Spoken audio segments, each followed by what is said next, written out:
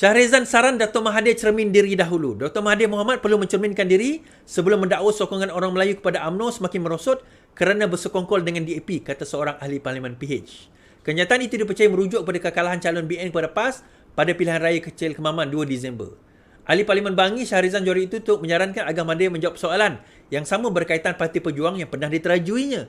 Daripada mengulas tentang kemerosotan sokongan orang Melayu terhadap UMNO, lebih baik Tun cermin diri dahulu mengapa partinya sendiri semasa PRU 15 tidak mendapat sokongan orang Melayu. Saya tambah bukan setakat itu. Malah dia hilang deposit tuan-tuan bertanding di Langkawi. Kemudian Puan pun menjawab. Dia kata, sokongan Melayu dah merosot sebelum UMNO DAP bekerjasama. UMNO mengakui sokongan pengundi Melayu kepada parti itu merosot. Namun ia bukanlah berpunca daripada keputusan untuk bekerjasama dengan DAP melalui PH. Tambah Majlis Tertinggi UMNO itu, kemerosotan sokongan Melayu sudah pun dilihat sejak berlangsungnya PRU ke-14 pada 2018. Benar. Sokongan Melayu merosot. UMNO tidak apologetik. Sokongan merosot sebelum UMNO dan DAP bekerjasama. Merosot daripada PRU ke-14 lagi. Okay. Dan dalam masa sama, MCA pun buat kenyataan. Naib Presiden MCA Tan Teck Cheng meminta pengurusi BN Ahmad Zahid supaya menerima hakikat bahawa sokongan orang Melayu terhadap BN terus merosot. Ini setelah Presiden UMNO mendakwa prestasi yang disebabkan oleh pengundi putih daripada gabungan itu tidak keluar mengundi. Baik. Yang ini sebenarnya malam tadi saya dah ulas berkenaan dengan kemerosotan pengundi Melayu. Dan benar seperti mana kata Fuad Zakarshi tadilah, bahawa sebenarnya kalau kita lihat sokongan Melayu terhadap UMNO memang sudah turun sejak PRU ke-14 lagi. Okey. Sejak PRU ke-14 lagi sokongan sokongan Melayu terhadap UMNO itu sudah menurun. Okey, sokongan Melayu terhadap UMNO memang sudah menurun. Baik, now bila sokongan Melayu terhadap UMNO itu sudah menurun dan penurunan tersebut sebenarnya bermula seawal seingat saya tahun 1999 dia bermula tetapi masih boleh dikekang oleh Mahathir, tetapi dia mula turun, betul-betul turun sejak 2008. Pada masa itu Pakatan Rakyat lah pada masa itu menang 5 negeri. Pada waktu itu menang 5 negeri. So bila menang 5 negeri, kita dapat lihat bahawa kemenangan tersebut kita menyaksikan trend orang Melayu menyokong UMNO pada waktu itu mula menurun. Now, isu dia bila trend Melayu mula menurun, dia pergi kepada siapa? Pada waktu itu Pakatan Rakyat 2008 PAS masih bersama dengan DAP, masih bersama dengan Parti Keadilan Rakyat pada waktu itu.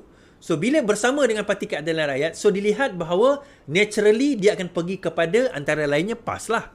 Tetapi masih lagi tak cukup sokongan PAS pada waktu itu. Namun mereka menang beberapa negeri, mengekalkan Kelantan dan juga mendapat negeri seperti Terengganu dan Kedah.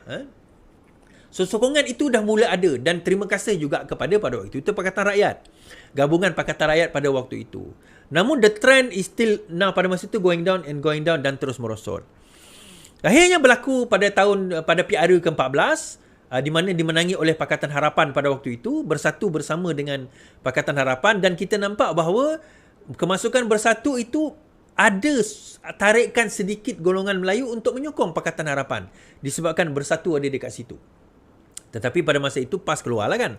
So kita nampak trend tersebut berlaku dan bila kerajaan bertukar, bersatu bergabung dengan PAS, kita nampak mereka akhirnya pergi ke Perikatan Nasional. Sokongan Melayu itu pergi ke Perikatan Nasional di beberapa kawasan, terutama di bahagian timur, pantai timur dan juga di bahagian utara. Walaupun di bahagian selatan tak ada jauh beza. Now, kita tak boleh sebenarnya nak terus assume bahawa seluruh sokongan Melayu itu merosot di seluruh kawasan. Nah, kita kena objektif dalam kalau kita nak buat satu kesimpulan. Sebab kalau kita nak melihat perkara ini, kalau kita kata Kemaman kalah Melayu merosot. Pertama, Kemaman memang dia dah menang sebelum ini. Kenapa kita tak tengok Pelangai? PRK Pelangai Barisan Nasional menang. Kenapa PAS tak menang di kawasan yang memang majoriti Melayu? Jadi kita tak boleh kata seluruh sokongan Melayu di seluruh negara, di seluruh semenanjung Malaysia itu telah merosot menyebabkan UMNO kalah. Tak boleh juga. Kita kena tengok by cases, by state. Saya selalu kata bahagian selatan normally sokongan Melayu bukan kata tak merosot, tetapi still ada pada Barisan Nasional. Utara pantai timur kita dah kata out, terutama bahagian utara even ke Penang pun pada UMNO sudah out. Cuma di bahagian tengah seperti Perak, Selangor, Negeri Sembilan, dia masih lagi dalam keadaan 50-50 kita kata. Kita tak kata dia sokong, tapi kita tak kata dia tak sokong. So sekarang ini bergantung bagaimana mereka nak melihat perkara ini. Now, kenapa? Ini membawa saya kepada poin berkenaan dengan Hadi. Kan, berkenaan dengan Hadi kalau kita tengok. Ada yang kata bahawa sebenarnya kenapa nak kena tukar? Kenapa nak kena tukar PAS? Kena tukar kepimpinan Hadi Awang?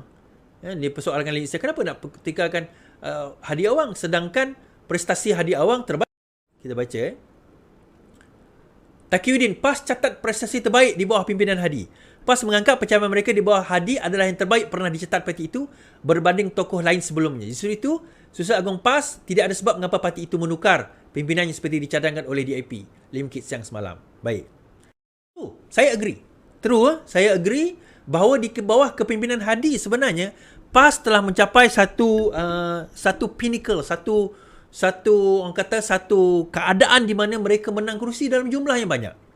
Nah, adakah kerana PAS itu telah berjaya dan matang di dalam politiknya sehingga berjaya memenangi hati rakyat? Jawapan dia tidak.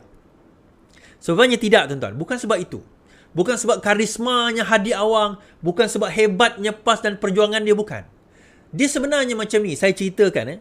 Kelebihan Hadi Awang adalah, saya summarizekan dalam satu frasa. Dia adalah seorang yang tidak takut menggunakan satu perkataan yang satu falsafah yang saya namakan sebagai matlamat menghalalkan cara. Ini Hadi Awang. Saya boleh katakan Hadi Awang adalah seorang pemimpin yang tidak takut menggunakan satu falsafah Niccolo Machiavelli di dalam buku The Prince, The Ends Justify the Means. Matlamat menghalalkan cara. Bagi Hadi Awang, yang penting kita kerajaan, yang penting kita menang. Bagaimana kita menang itu tidak penting.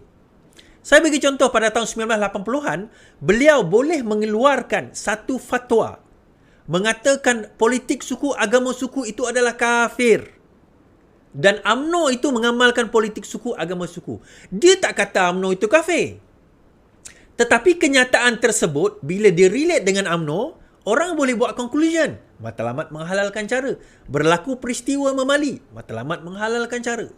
Kemudian kita dapat lihat, years later, bila arwah Allahyarham Tuan Guru Nik Aziz menjadi presiden, pada tahun 2008 lagi, bila menang 5 negeri, UG, Unified Government, adalah saranan daripada siapa?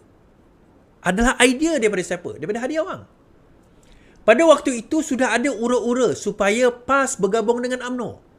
Sedangkan pada waktu itu PAS bersama dengan Pakatan Rakyat, bersama dengan DAP, bersama dengan PKR pada waktu itu. Tetapi sudah ada movement untuk supaya PAS menarik sokongan daripada PR dan mula menyokong UMNO di negeri-negeri seperti Perak. Negeri seperti Perak pada waktu itu. Antara yang termasuklah negeri Selangor dan sebagainya. Tetapi perkara itu tidak berlaku kerana presiden, bukan presiden lah, tapi penaung dia masih lagi PAS pada waktu itu di bawah Tuan Guru Nik Aziz. Dan juga masa itu pimpinan-pimpinan seperti Mat Sabu, seperti orang kata Dr. Zul, Mujahid Yusof Rawa dan sebagainya. Yang sekarang ini berada di dalam amanah. Ustaz Ahmad Awang dan sebagainya sekarang ini berada di dalam amanah. Sehinggalah bila tuan-tuan 2015. Pada 2015, pada waktu itu meninggalnya Tuan Guru Nik Aziz pada awal.